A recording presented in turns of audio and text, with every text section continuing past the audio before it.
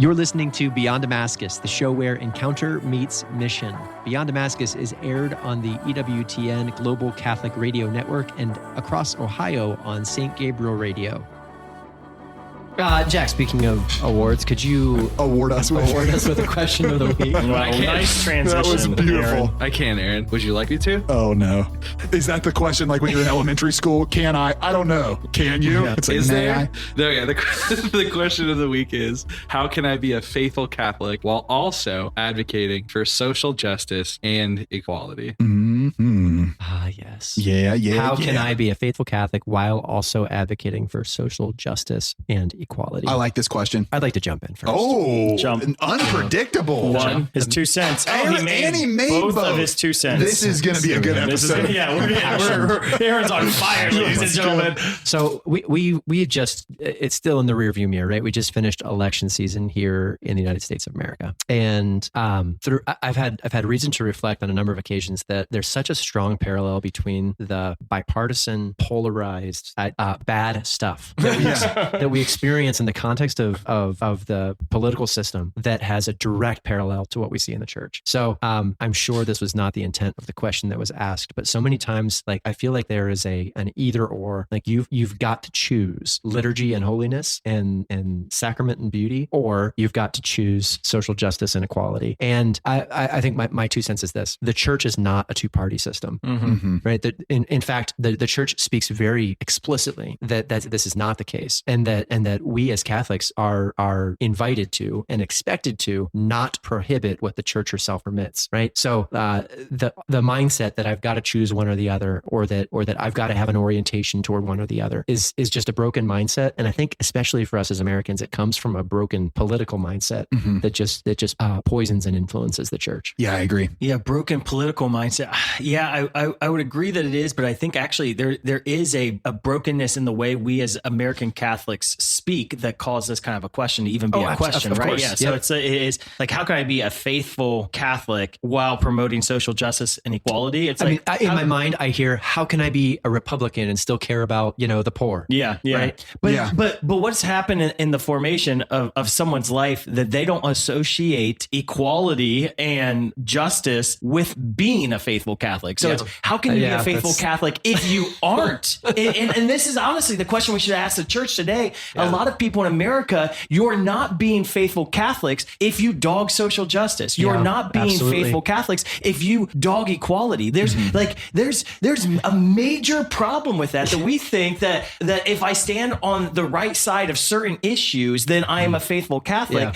and I'm going to completely ignore other issues. It's the dignity of the human person is in a lot of different issues. Yeah, it's paramount, and it's not only paramount in a few issues. It's paramount in all issues. The dignity of every human person, right? So we should care just as yes, you're dead on, Aaron. I think it's sad that even the word faithful Catholic would be associated with one camp and unfaithful Catholic would be associated with another camp. It just means we don't understand our own orthodoxy. We don't understand our own call as Catholics to be holistic, and comprehensive, not bipartisan. No, that's right. There is anecdote to, I think, just to steel man the person's, I think there is anecdote to public displays of people who advocate for the 2 things here, social justice and equality, while being completely athwart the church's teaching on a variety of other things. And so I do see that, like, if it can be confusing if this is a young adult or like someone trying to begin to build their life of faithfulness in the world, like when you do have a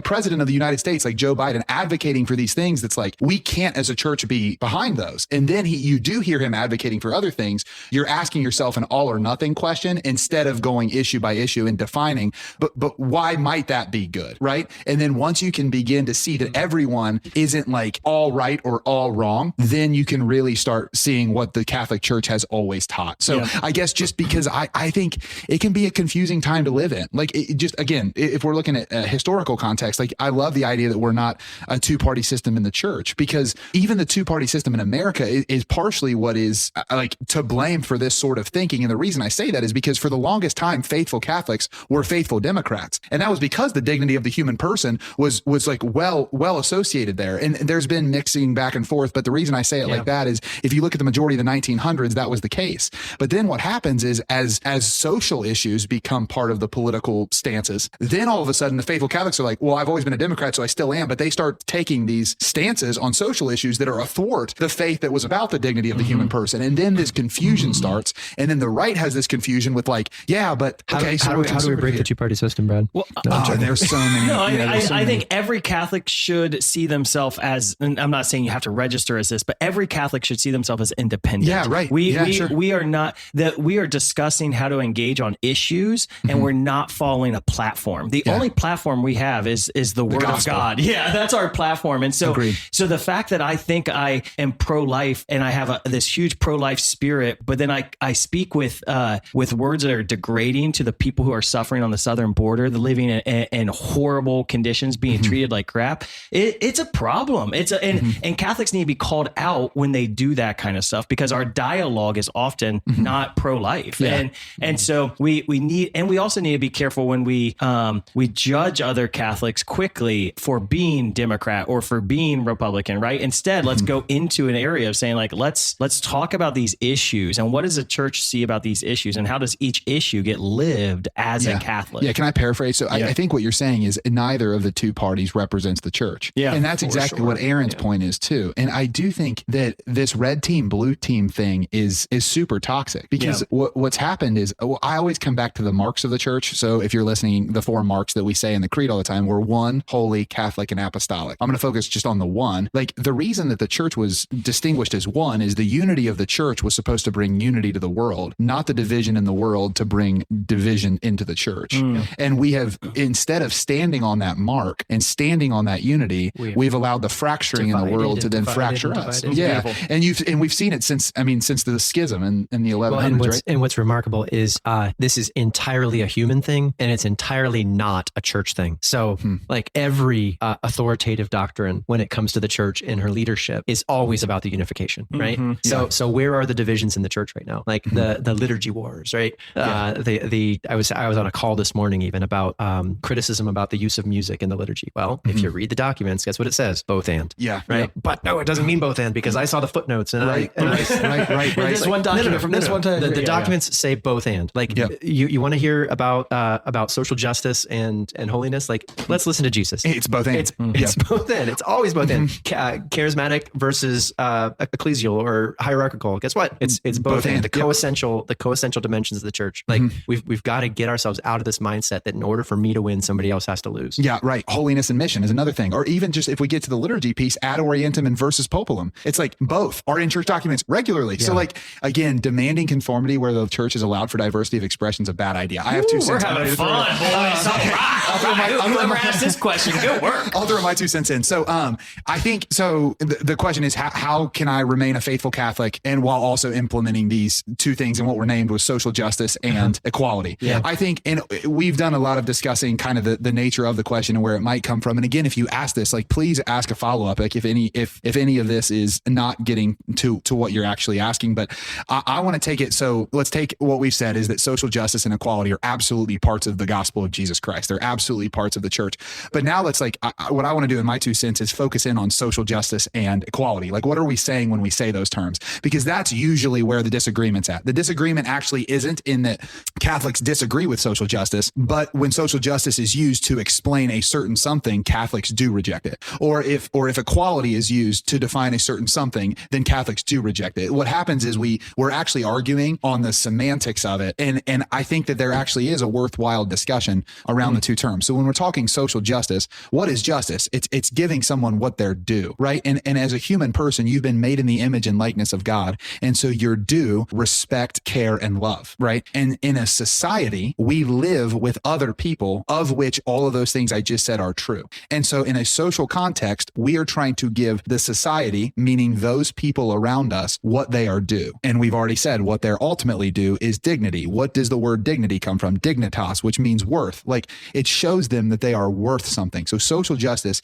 is an orientation of the heart that recognizes that every human person has worth, right? That's why abortion is a social justice issue. That's why poverty is a social justice issue. That's why marginalized groups that are discriminated against is a social justice issue. And all of these are things that the church has stood on the forefront of from its inception, right? Like, and I think that's amazing. Like in the society, like, what do we do with this idea? Because again, distinction can actually still be equal, but different. And that's the beauty. Like man and woman, he created them. Okay. How do men and women fit into this society that we have? And what's the best use? And that's a good conversation. That's a Catholic conversation. Like there's a reason we hold Mary high and we hold Joseph high. Like you can get where I'm getting at with this is like from the dawn of the church, we're asking these really important questions about just because I see difference doesn't mean I need to make the other in order for them to be equal. Like when God gives distinction, God makes plants and animals. Plants and animals don't have to become each other to have equal beauty, right? They're different things, but they work in harmony would be the word that the church has used often in the social justice realm is we're bringing harmony to the society that's around us. Then let's look at the other word, which is equality. Like that matters what we mean too, because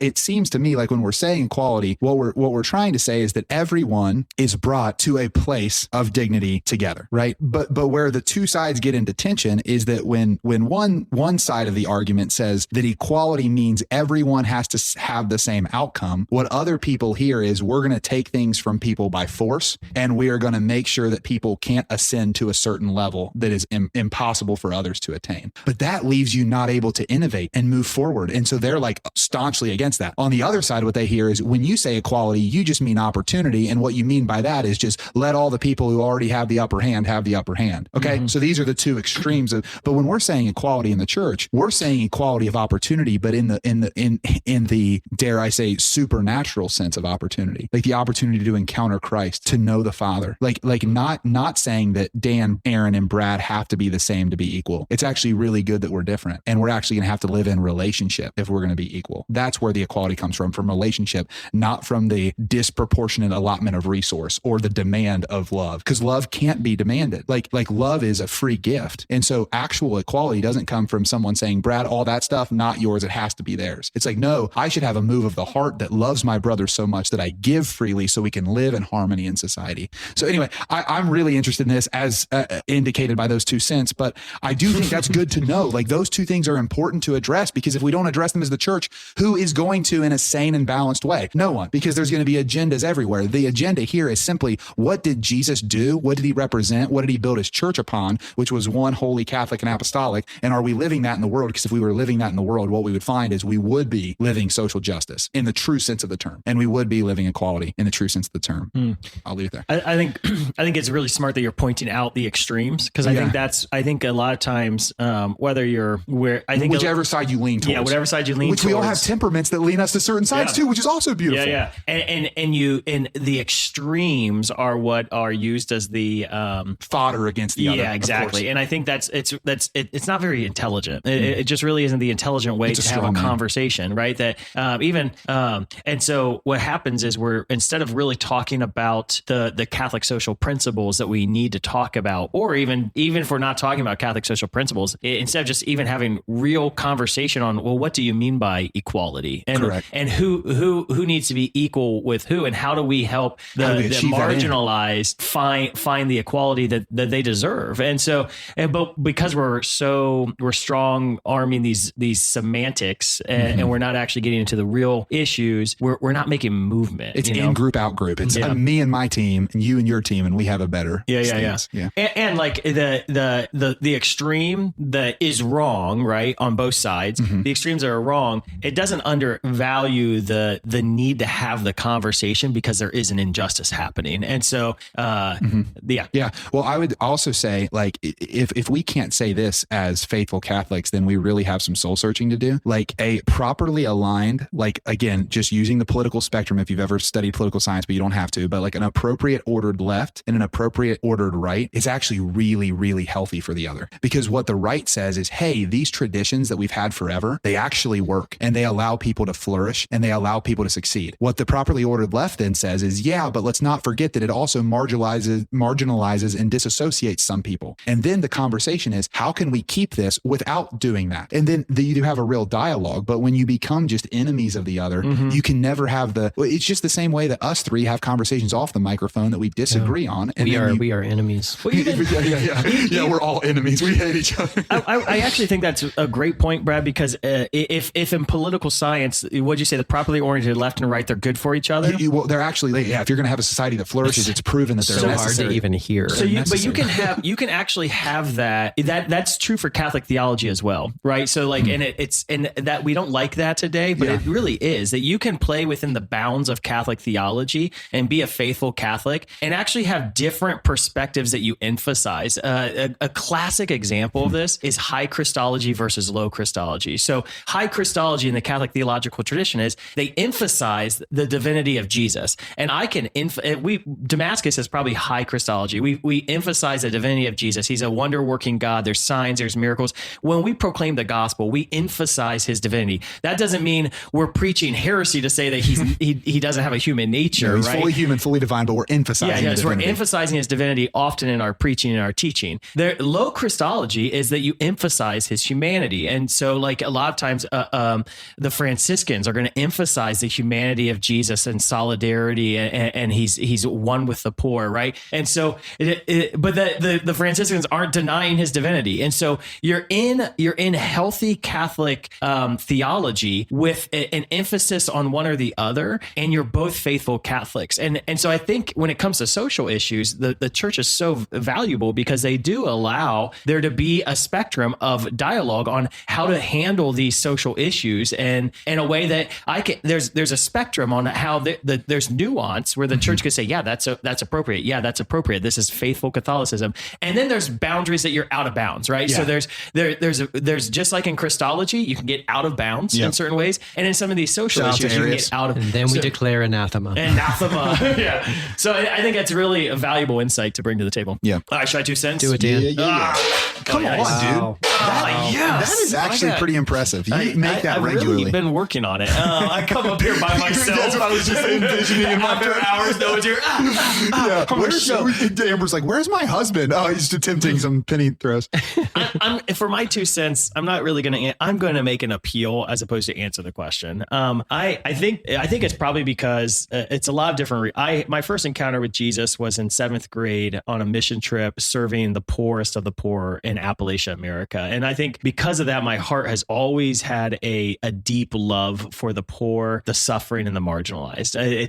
And that love hasn't waned. It's only grown and grown and grown. And I think but I find myself, and I find a lot of the Catholics that I hang out with being more on the evangelizing side of the mission work of the church. And because of that, the issues of social justice or equality or the dignity of the human person are often they're set aside, they're undermined, they're even treated as if they're less important than evangelization. And so I think my appeal is Jesus Christ came for the poor, the suffering, and the marginalized. He came not for the well, but for the sick, right? And the church has a beautiful spectrum of social teachings and social principles, like the preferential option for the poor and vulnerable. And I remember when I started learning the social principles, I got angry at some of them. Like the first time I learned about the preferential option for the poor, I was angry by it. And I remember having a theological argument with my religion teacher. I disagree.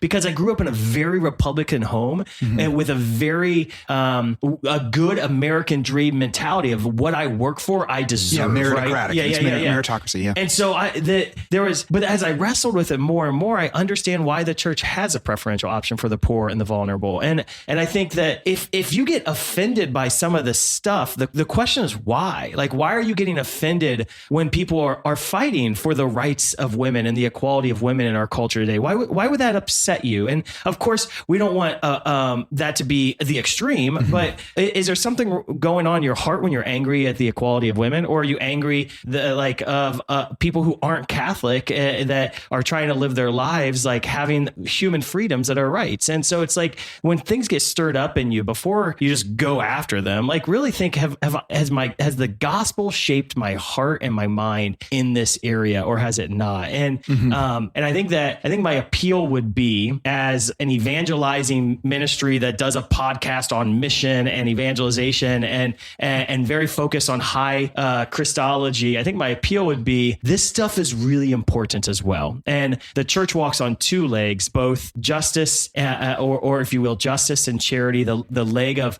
caring for the poor, the suffering, the marginalized, and evangelization. And it's share and serve. Yeah. And if I only have one leg of that, I'm going to topple over, and I'm probably an imbalanced Catholic. And I find that sounds very judgmental of you, Dan.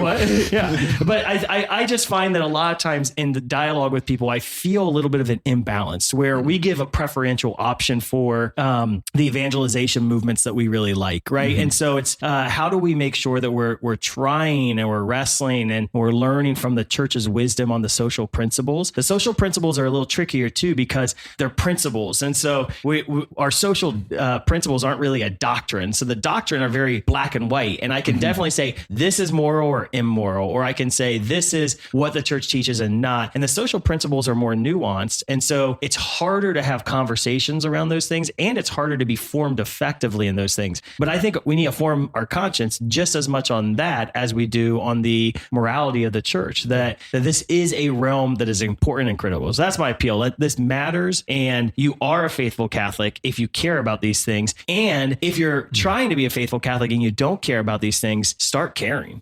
I love that appeal. I think that, it's so important. Like, it's just, it's important to check whatever proclivity you have. We come back to this on this show, I feel like all the time, but everyone listening is going to have a way that you tend to bend towards. Yeah. It's just the way that we were made. Like there's going to be people that tend more towards, like encounter and expression. And there's going to be a side that is more towards intellect. Like always, there's just always going to be that. There's always going to be a side, like in all stratas of human existence, there's always going to be a side that's more towards like, hey, let's give people room to like manifest the destiny that they're working hard to do, right? Like let's give people freedom to ascend, but also let's help people who aren't able to ascend in the same way, find commonality with them. And there's a reason for both arguments. And I think that what I have grown immensely in, and I think as a large product of being in relationship with you two, is like constantly checking my presupposition, not because of me being wrong all the time, but because there is a lot of times an alternative perspective that is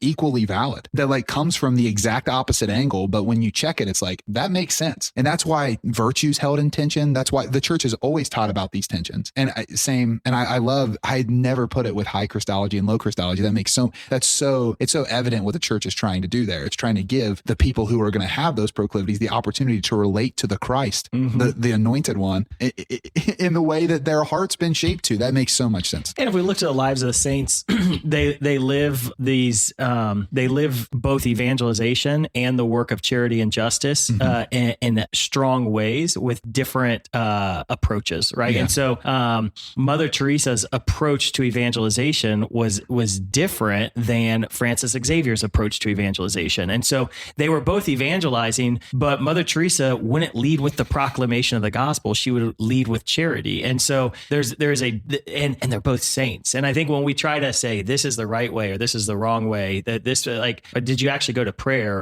and are you just telling people to do what God's telling you to do? Or is, or do you trust that the individual's asking God, how do you want me to engage in these situations, topics? I love it. Going back to the question, I'm just curious, any final thoughts on, so one of the ways that I hear this is, what if I am trying to be a faithful Catholic in the place where I'm planted, but for whatever reason, my culture, the culture of my parish, the culture of my community doesn't seem to promote justice and equality.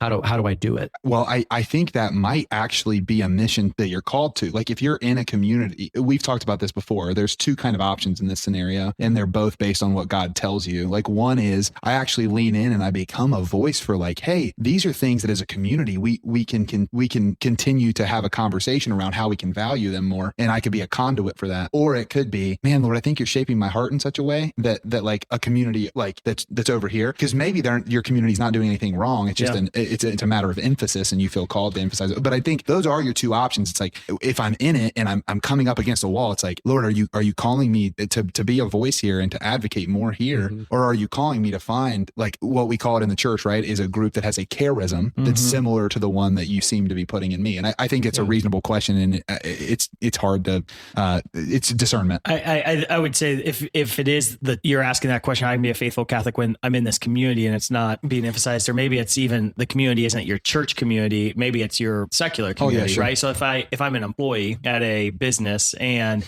the business is really promoting diversity, equality, and inclusion, there are extremes of DEI that are very agenda driven and are the extremes, right? So a faithful Catholic in that situation would want to say, okay, how am I going to respond with a knowledge of the Catholic social principles in an appropriate way with these different topics? And how will I talk to my coworkers, or maybe how will I be a leader who I was talking to a really successful Catholic business leader one time. He's a CEO of his own company, and it really took off. And we were on a Zoom call with other Protestants and Catholics, and we were talking about how to be missional in the workplace. And he had the topic of DEI came up, and should Christians engage in DEI or not? And he had a really interesting comment. He's like, the only reason DEI exists is because we as Christians fail to live our own social principles. That if we would have, we actually have in the repertoire of our tradition as Catholics, we have these Catholic social principles. But we could have been the ones driving the dialogue on how to raise people up, and how to include people, and how to love people, and how to care for the dignity of everyone, and how to have diversity in the workplace. He's like, but we failed to be the leaders in that. And so then the world became the leaders of that. And I think that there is a call on us to say, okay, what are the struggles or the issues or the problems in the world today? Right. And as Catholic lay people, how do we become the leaders of that solution, as opposed to just simply being the people who are always pointing out who's doing it wrong? That's awesome. Yeah. Also recognizing, and again, we all agree with that here, but just to make sure, because there's also a way by which that harmony is rejected at times. So there will always be a movement against what the church is standing for, but just make sure to check yourself and your heart to make sure you're standing for what the church stands for, so that when something comes against it, you know how to defend it. Love and it. I think that's it's just an addendum to what you're saying. Yeah, so absolutely. I agree, Dan. Well, we are not just a show about mission, we're a show on mission. Dan, what's our mission of the week this week? Oh boy, geez, I was so fired up by this question. I wasn't thinking about the mission of the week. All right, I think the mission of the week is there's probably someone in your workplace that you can think of that you're on a different angle on these topics, or maybe someone in the family, and have a conversation that is actually trying to hear their perspective on a deep level. The testimony of this is I've always been pretty skeptical of DEI, even though I'm I've shared about it a little bit. I'm kind of like skeptical. Okay, what's the agenda here? Behind it? And I was I met someone who was a DEI director for a really large bank, and the person wasn't Catholic. They weren't even Christian. And we had like an hour-long conversation about what types of programs she was implementing for her people and what the motivation was. And it was neat because when I actually talked to someone who this was not only their passion but their job, my skepticism kind of went down because I was able to hear their perspective, and I realized, oh wow, at least this business was doing this really well. And I think sometimes we can just assume that everyone who's on one side of an equation that's different than us is the spawn of Satan. And so I think just finding that person who stands on the opposite aisle or the opposite side of the proclivity, and have a conversation with them. And the holidays are coming up, so take full advantage of that. Instead of avoiding issues, calmly enter into a really good dialogue on understanding. The prayer of St. Francis: seek to understand before being understood. I've only used proclivity, I think, once this episode. I used it like You 4 used times. it a lot. You used it a lot. I used it a lot this episode. Yeah. Gosh, I don't know why that word's been in my. That was It's a like good 5 word. episodes ago. It's a It good doesn't word. Jack, matter. in the show notes, can you put down the exact number of times? But there's a bot Brad for that. said Yeah, proclivity. get some of that, Jack. Go ahead and do some more work now that you've called me. Anyway, hey, I'm really grateful that you joined us again this week. Thank you for joining us for Beyond Damascus. This is the show where encounter meets mission. We love hanging out and talking about your questions. So please share any additional questions that you may have. Engage with us in the comments. Email us at beyond@damascus.net. And if you found this show to be upbuilding or challenging, go ahead and like and subscribe, or share it with someone who you think it might be valuable to. We're grateful again for you joining us this week. And remember, as always, friends, Mission makes sense. Have a great week. We'll see you next time. God bless. Get it? You're listening to Beyond Damascus, the show where encounter meets mission. Beyond Damascus is aired on the EWTN Global Catholic Radio Network and across Ohio on St. Gabriel Radio. You can listen to the whole version of today's episode on www.ewtn.com/radio/podcasts, or check us out on YouTube or your favorite podcast app. We will be right back after a short commercial break. Proclaiming the faith, changing lives. The year was 2010. EWTN provides live coverage of Pope Benedict XVI's historic visit to England and Scotland, including the beatification of Cardinal John Henry Newman. This was the first state visit of a pope to Britain. To learn more about Mother Angelica's life and the history of EWTN, visit EWTN.com/Mother Angelica.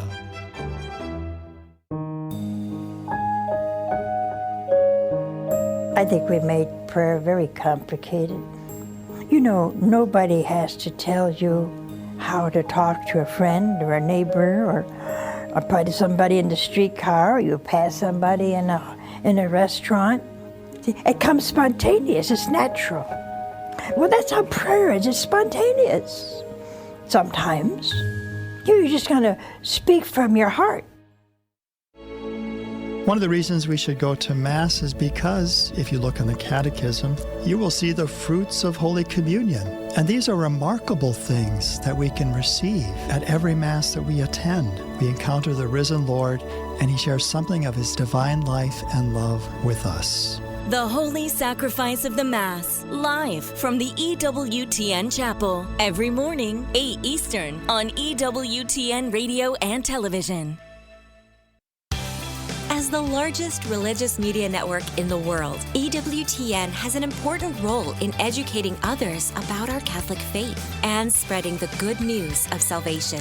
We invite you to explore our numerous pages of historical faith documents, prayers, teachings, and other current issues in Catholicism today. Visit EWTN.com and click Catholicism. EWTN is the global Catholic network. Welcome back to Beyond Damascus, the show where encounter meets mission. Beyond Damascus is aired on the EWTN Global Catholic Radio Network and across Ohio on St. Gabriel Radio. Do we have a question of the week this week? Yes. Okay. The question, we do have a question, Aaron. Would you like to know what it is? Geez, don't talk back to Aaron, okay? Yes, Jack. Yeah, until you get on BattleBots with your robotics, I don't want to hear it. They wouldn't let us. The question of the week is, what is the best way to welcome non-Catholics to the Mass when it seems like a bunch of steps or rules to follow instead of a church service? Okay, what's the best way to invite non-Catholics to the Mass when it seems like a bunch of steps or rules rather than a church service? I'll go first.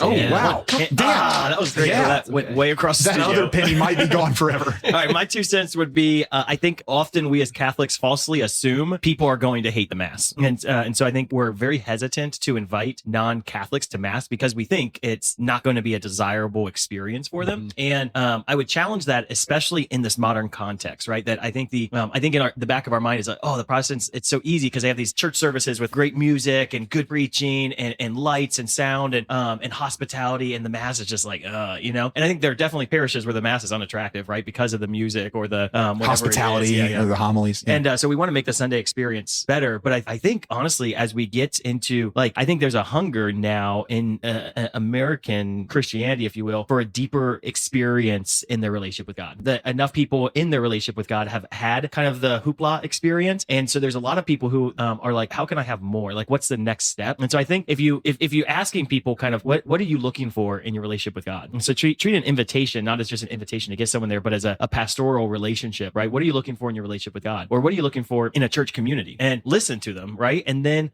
communicate how the Mass could be a great way to find those things, right? Most people are going to say, like, what I'm looking for in my relationship with God is being able to hear His voice more or have Him guide me in my spiritual life, right? And then just explain how the Mass helps you do that. And I think, because the hunch on me is, man, it's so much easier to invite friends or people to a really well done Protestant church service, right? That'd be an easier invitation. But I think it actually is that when I think about kind of why I love the Mass the most, or what my favorite Masses to attend are, my favorite Mass to attend is the 7 a.m. Mass with no music and when the lights are kind of low and it's just quiet and contemplative, right? So because that's when that quiet contemplative Mass fuels my spiritual life the most, even though I'm a charismatic and love worship and love a time of worship, right? That there's something so beautiful about that fuels my spiritual life. And so there's other people like that out there that aren't looking for the Sunday service that's at the church down the road all the time, that maybe they are looking for deeper mystery. I invited someone to Mass a few months ago, and afterwards I asked them what their experience was. And they were raised Catholic as very little, but they left like around 11 or 12, right? They hadn't been to Mass in a long time. And it was their first time coming back. And so I was a little nervous, like, because I didn't theologically explain things to them before they went. I was just like, I'm just invited them. I didn't know they were going to go. So I asked them how it went. And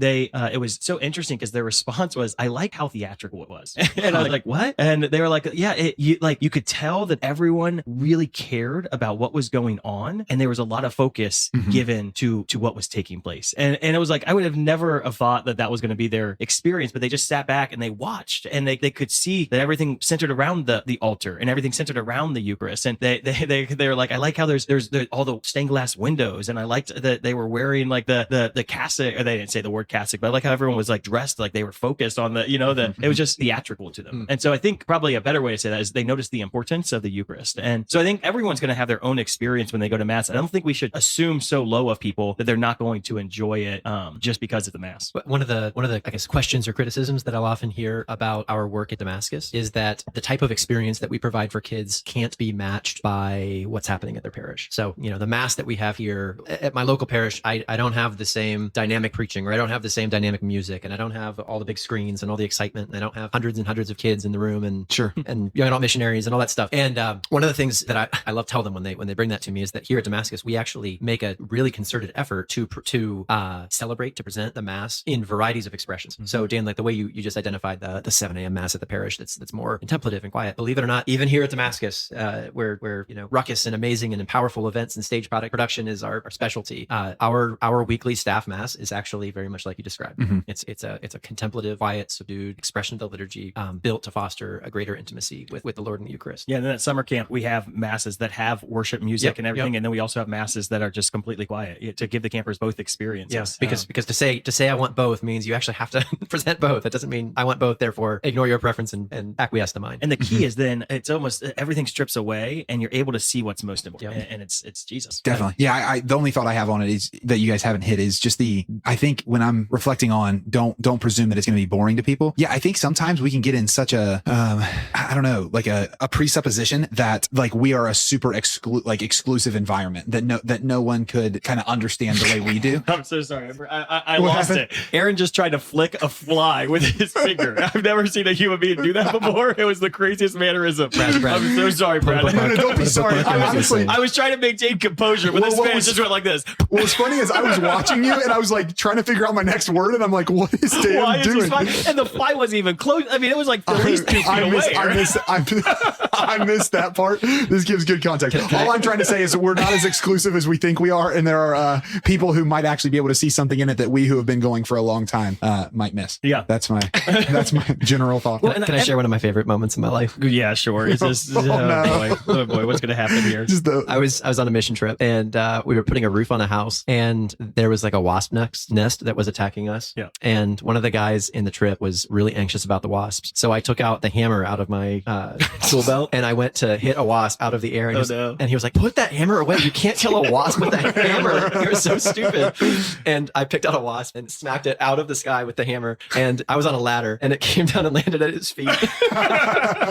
Nice. That is amazing. That was God smiling upon you at the moment. He was such a funny kid. He was one of my favorite people in the world. And he immediately like accepted his dose of humility and repented. He repented publicly. Like, I'm so sorry. You can't hit a wasp. 999,000 times you would have missed that stupid wasp. But it's that one time. Yeah. Oh man. I'm sorry, Brad, for laughing as you were saying something important. As I was trying to make my way through. I've got a great two cents if I can help. Aaron, please. I'm struggling because I actually have. Oh, that's it. Thanks, guys. For both of them. Hey! I guess everyone can hit a wasp with a hammer now and then. Okay, I'm debating between two, but I think I'm going to lock into the first. So do it. Dan, similar to what you were saying about how we underestimate what experience someone might have with the Mass. The Mass is deeply scriptural, and I think oftentimes we as Catholics may actually even miss the deep symbolism and particularly scriptural symbolism that exists in this kind of routine, quote unquote activity that we engage in every week. So I'll recommend a book real quick. It's a friend of our ministry, Scott Hahn, wrote a book called called the Lamb's Supper. And it struck, he gave a talk by that same title, probably, I don't know, 15 years ago. And it just absolutely struck me as he walked through the expression of the Mass and how the Mass is actually a perfect fulfillment of almost like a recipe of what's prescribed in the book of Revelation, as John describes his revelation of heaven and how it is that the eschatology, like the end of time, will be invited into that experience of relationship with the Lord. And the premise that he has is that like this was a reality that the early church knew so closely it was impossible to ignore, and that when we see John's vision of heaven, that we are actually invited into a now expression of that invitation to heaven. That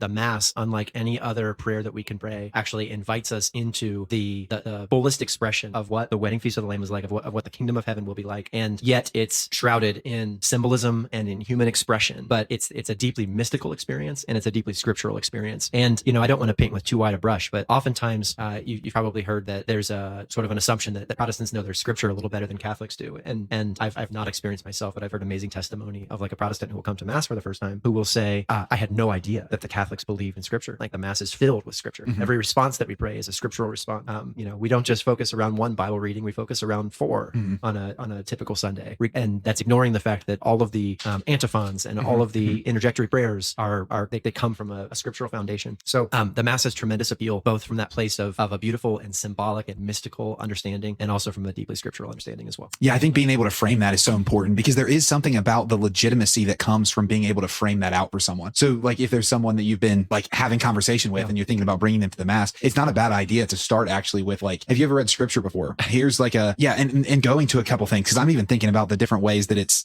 foreshadowed in the Gospels and obviously Revelation, but just those different ways that you can say, hey, what it's saying here, you're going to be able to see that like when we go there. So just keep an eye for this and this. In the context of relationship, if you have a relationship with someone that's close to you and know this is important to you and are like, hey, I'd love to experience something that's important to you, I think it's awesome. Can I make just another quick point is we've talked about sort of this balance and relationship between a more traditional expression of liturgy and maybe a more modern modern expression of liturgy, right? And I would love to just celebrate and to acknowledge that most individuals who with their whole heart are attracted to a more traditional expression of liturgy, it's actually to that sense of mystery and to that sense of like this presentation of this beautiful, deep scriptural reality that attraction stems from. So I forget how the question was phrased, but it was something along instead of a church service. And I would argue that when we fall into the temptation as a church of trying to kind of water down or make more presentable the Mass, and I'm not talking about accessible and beautiful, right?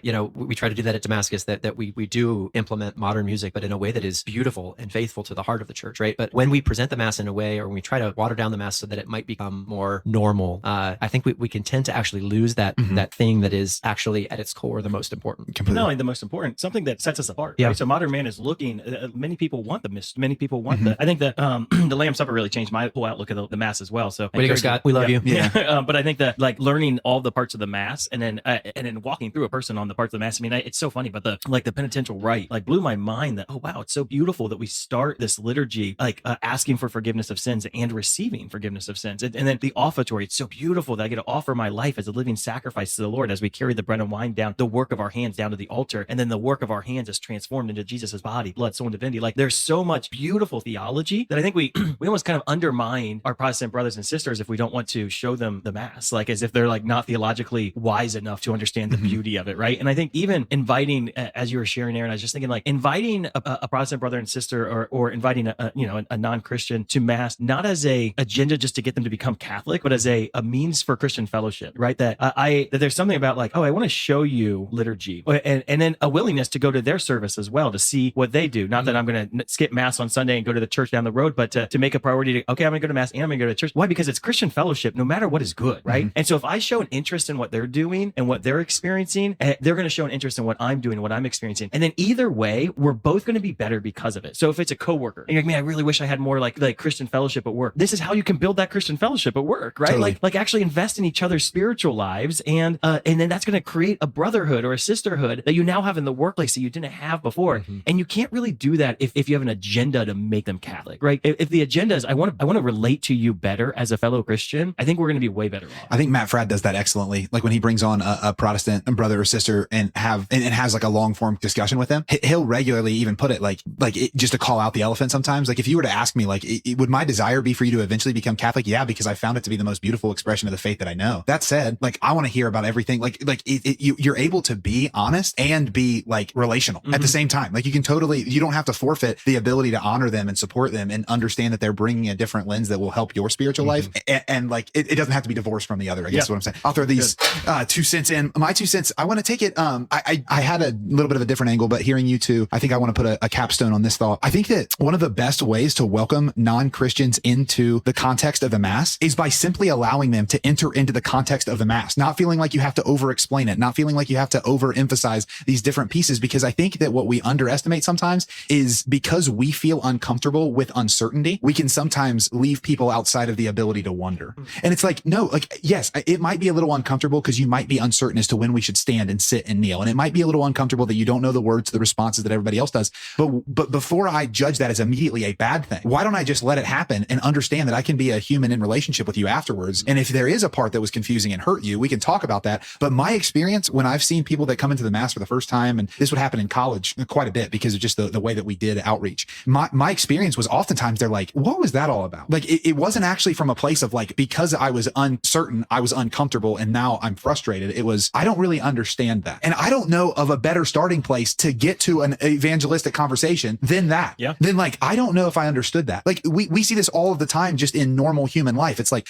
maybe God forbid, but we lose someone close to us. It's like, I don't understand that. Right. That's a first question. Or let's get it on the other side is like, man, there was a real breakthrough there and something amazing happened. And I don't really understand that. Right. Or like, man, I came out of that car accident unscathed and I don't really understand that. Or you can go into like so many scenarios, but the Mass has that power, maybe in probably from a theological perspective, definitely in a way that nothing else does, because there are parts of it that are like, that is so outside of my ability to grasp it that I'd like to ask a question about it, or I'd like to be inquisitive towards it, or I'm intrigued by it. And so I think that we can often and this is speaking to probably the person asking this question, a lot of the people that listen to this podcast regularly, you're usually looking through a missional lens, and you're probably usually thinking to yourself, like, how do I make sure to make a conversion most convenient for the person? But I think sometimes because we ask that question, instead of how can I just be faithful and how can I be in relationship, because we ask the first question and not the second, we'll hesitate to bring people into uncomfortable circumstances and situations when maybe that's exactly what they need in order to take the next step that they're called to take. So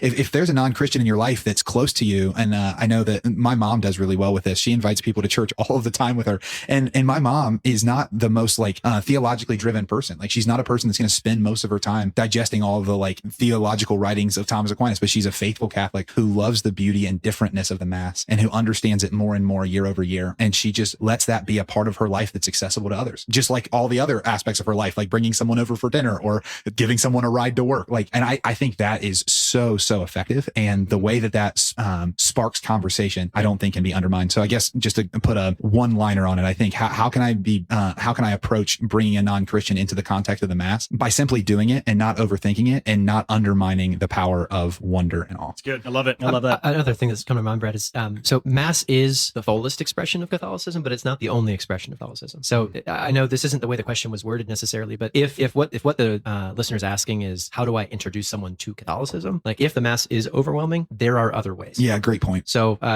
we run an event here at Damascus called the Outpouring, and one of our staff members made a comment at the Outpouring. It's like you realize this is just essentially a really great Protestant service, yeah, right? Service, yeah. And it's like, yeah, well, I mean, like it's not copyrighted. We gather for music and for prayer and for preaching, and like we want to build up the body of Christ. Yeah. So something like that, or a scripture study, or a small group, like can be a great way to continue to introduce that positive experience with Catholicism, in addition to what we're discussing. Yeah, there's other evangelistic tools that we have. Well, also the idea. So this I'm not going to get too much on a soapbox, but it does frustrate me sometimes when that question of like things like the Outpouring. Let's even take it out of a personal context. But when that's questioned, it's like no. Like anything to get someone to like hear truth and start wrestling is a good thing. Like what are we talking about? Like don't allow what in our minds we know to be perfect become the enemy of the good that allows them the next step on their journey to, well, you mentioned the eschaton earlier, but the perfection that we'll experience one day. Like I do think that sometimes we can put the cart before the horse and not ask ourselves, like, how can we give as many opportunities for a positive engagement with Catholicism as humanly possible? Yeah. And there's going to be different ways to do that for everybody. Some people are going to benefit from going to the daily Mass with Dan, and that's amazing. Some people are going to benefit from having an invite to come to something like the Outpouring. Some are going to have a benefit of entering an Advent Bible study with you. But I think the liturgy, when you're familiar with other church experiences like the Outpouring, where you have preaching and worship and prayer ministry, when you have experiences like that, and then you're introduced for the first time ever to the liturgy, you realize, well, this is a different kind of prayer. Because when I go to other services services, I'm usually the customer, right? And like you feel that way. The preacher is speaking to me. The preacher is motivating me to have an encounter with Jesus, right? It's almost, but then when you enter into liturgical experiences, whether that's the Mass or adoration, which is a liturgical experience, all of a sudden I'm no longer the main character. He is. And I think there's something really interesting about that, where all the prayer is directed towards, there's something going this direction forward, as opposed to something coming to me. And someone who's familiar with Christian prayer services, when they all of a sudden get in front of a liturgical experience, they're like, oh, this is different. And then that's when the wonder comes, like, well, why did you do that? Why'd you do that? So often inviting people who are engaged in different Christian services is going to be a cool, stark reality, because it's going to spark some questions in them just naturally. That's actually brilliant. Yeah, it actually gives the context for the differentness. Yeah. Like it gives the thing that you're comparing what you're experiencing in the Mass to. I think that's actually brilliant. Yeah, obviously. And that's why it's not bad to go to a church service that's non-Catholic and get fed by it and built up by it, because it's meant to feed you. And it's a different kind of prayer. Exactly. It's a different kind of experience. And so you don't have to feel guilty doing that. It's good for your spiritual life, then do it, right? Yeah. But the liturgical prayer, and like the church only asks that we do that for 1 hour of each week, right? Like it's a particular kind of prayer. And so we can fill our lives with other things, because sometimes people leave the Catholic Church because they want these other experiences, right? And it's like, no, you should have those other experiences. Those are healthy things. Not saying that you should like bounce. I'm not like encouraging everyone just go find Protestant churches to go to, but those aren't bad. And we've got to, as Catholics, we have to stop acting like that's bad, and that we're gonna that we're gonna like somehow like fall prey to Satan by going to a Protestant church service, right? No, they're meant to edify you and build your spiritual life up. Do you need to be theologically discerning? Maybe, right? But I feel like most common lay people aren't like getting led theologically hardcore astray, but stay grounded in your weekly experience of the liturgy as well. Yeah, I love that. The liturgy, the Mass is the same everywhere. It's universal, right? The Mass that happens in the beautiful cathedrals of Rome is the same Mass that's presented in my local parish. It's unbelievable. Whether I like the organist or not, right? And one final thought on this topic is, if truly you're going after, like, I want to experience for myself, or I want to invite somebody into an experience that is truly celebrates mystery, don't be ashamed of maybe seeking out like a particular Mass. I think of even here in the Diocese of Columbus, some of the Masses around the Triduum that are celebrated at our cathedral are just, they completely blow me out of the water every time I attend, because the choir is so beautifully practiced, and everything flows in such a way that's been rehearsed, orchestrated for the purpose of honoring glory to God. Like I also don't want to encourage shopping around. Like, going to your local parish is a great way to engage consistently in the Mass, but it's also good to have a variety of different experiences. And even in that, the Tenebrae is what I think of often, and it's like I think that's fascinating that the non-Christian that came with you, Dan, mentioned the theatrics of it. Like, there is a theatric to the liturgical like expressions that we have, and there always has been. Like, go to the traditional Latin Mass, and I mean, like, it's like a play in motion, right? Like and it's meant to be that, because there is there's a sensory component to it, obviously, or we wouldn't have incense filling the entire space. Like, obviously it's unto this kind of like experiential being that we've been made to be. And so I think don't underestimate how powerfully the Mass can bring that alive. But also, to your point, Aaron, like it's actually okay to have other contexts to welcome people into, if that's not the right one for them at that time. Wow, what a great discussion today. Brad, do you have a mission of the week for us? I do, actually. So I'm excited about this. So I want to encourage us to get outside of ourselves. I'm not going to just give the mission of the week for you to go bring someone to Mass with you. Come on, that's what because that would have been the most like on the nose. Everyone was nervous. That would have been the on the nose one. I think what I do want to emphasize, though, is we all have contexts that we're living our day-to-day life in. So we're at work, or we have people coming over to our house for a variety of reasons. In whatever context you find yourself in most often, or maybe where you find this opportunity, just make a note for yourself. Like, I want you to share the Catholic faith of yours with someone in your life you haven't shared it with before. So if it's a coworker and they've made a comment about your crucifix on your desk, and you've never actually expressed to them that, like, yeah, actually, what's your faith like tradition like? Because I was born and raised Catholic, and that's the reason I keep this there. Or if like someone comes over and you have some kind of seasonal decoration, if you have an Advent wreath, or if you have something else, like actually taking the time to, if someone notices something like that, or you find an opportunity, really just presenting like, yeah, I am Catholic and I love it. Ownership. Yeah, exactly. Ownership instead of just renting. Because I think a lot of times we can do all of the cool things, like wear the crucifix, have the Catholic radio bumper sticker, but never actually tell someone that, like, I am proud that this is what I have. And I think that could get us along the line, and maybe someone that's listening will welcome someone to Mass from that. Yeah. I love the Mass. This has been a fun conversation. I don't think we talk about the Mass often enough. Well, it's a show about mission, and so the Mass is super mission oriented. Yes, so. which we also miss all the time, but that's for a different day. I do love the Mass, and I do love mission. Brad, you made mention the word Mass actually comes from the word mission. That mission and the Mass are one expression in the same. We can't have a relationship with the Lord outside of a relationship with mission. So thank you for joining us for Beyond Damascus. This is, of course, the show where encounter meets mission, and I hope that this show was edifying for you. that this little 30-minute conversation of the Mass is getting you pumped and excited.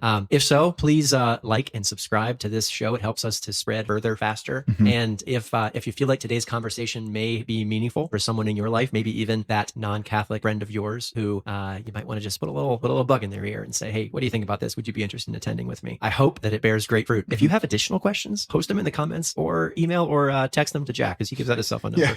Are we going to dox Jack? Please don't. That'd be we have a second mission of the week this week to try to kill a insect with a hammer. Yeah, I like that. Yeah, Jack, be aware of your if you accomplish that, send that video to Jack as well. We're grateful that you joined us here this week. And remember, as always, friends, mission makes sense. Get it? God bless. Have a great night. Friends, thanks for listening to Beyond Damascus, the show where encounter meets mission. You can listen to the whole version of today's show by searching for Beyond Damascus on YouTube or your favorite podcast app.